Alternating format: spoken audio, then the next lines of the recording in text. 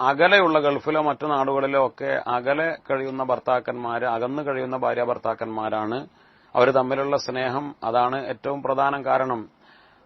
പലപ്പോഴും ടെലഫോണിലൂടെയും അതേപോലെ മറ്റുള്ള സോഷ്യൽ മീഡിയകളിലൂടെയൊക്കെയുള്ള ബന്ധങ്ങളാണ് ഇപ്പോൾ ഇന്നത്തെ സാഹചര്യത്തിൽ അങ്ങനെ പ്രവാസികളായ ഭർത്താക്കന്മാർക്ക് ഭാര്യമാരോട് ഉള്ളത്.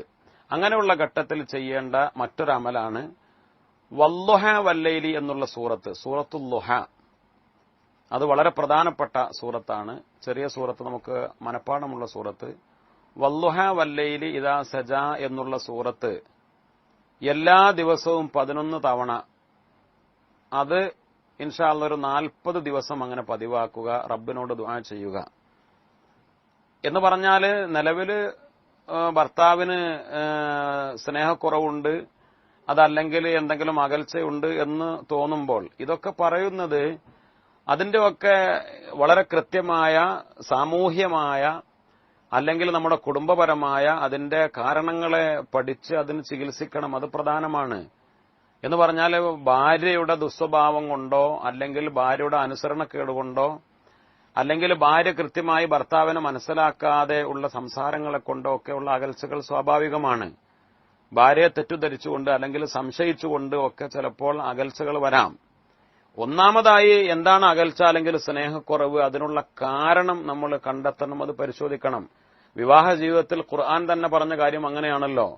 ആ ഏറ്റവും വലിയ മഅറൂഫോടെ ഇംസാക്കും ബി മഅറൂഫ്, ആ മഅറൂഫോടുകൂടെ നന്മകൾ പരസ്പരം കൈമാറിക്കൊണ്ടുള്ള ആ കൂട്ടുജീവിതമാണ് ഖുർആൻ പറയുന്നത്, മുത്തനബി സല്ലല്ലാഹു അലൈഹി വസല്ലം തങ്ങൾ പഠിപ്പിക്കുന്നത്. അപ്പോൾ അതിനെന്തെങ്കിലും ഭംഗം വരുമ്പോൾ, തടസ്സം വരുമ്പോൾ അതിനുള്ള പരിഹാരം പരസ്പരം തുറന്ന് സംസാരിച്ചും അതേപോലെ അല്ലെങ്കിൽ മറ്റുള്ളവരെ കൊണ്ട് സംസാരിപ്പിച്ചും എന്താണ് കാരണം അതിനുള്ള പരിഹാരം കാണണം.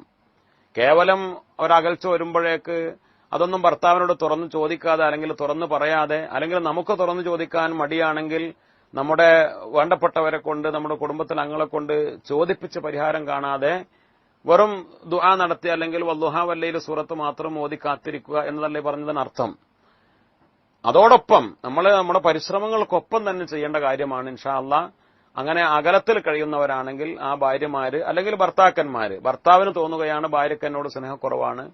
അങ്ങനെയും ഉണ്ടാവാറുണ്ടല്ലോ, പല ഭർത്താക്കന്മാരും പരാതിപ്പെടാറുണ്ട്, ഭാര്യയ്ക്ക് എന്നോട് സ്നേഹക്കുറവാണ്, എന്ത് ചെയ്തു കൊടുത്താലും എന്ത് വാങ്ങിക്കൊടുത്താലും അവള് സ്നേഹിക്കുന്നില്ല എന്ന ഒരു തോന്നൽ. അങ്ങനെയുള്ള ഘട്ടങ്ങളിലൊക്കെ ഇൻഷാ അല്ലാഹ് 40 ദിവസം വല്ലുഹ വല്ലൈലി എന്നുള്ള സൂറത്ത് അത് ഈ പറഞ്ഞതുപോലെ പാരായണം ചെയ്ത് പടച്ച റബ്ബിനോട് ദുആ ചെയ്യുക ഇൻഷാ അല്ലാഹ്.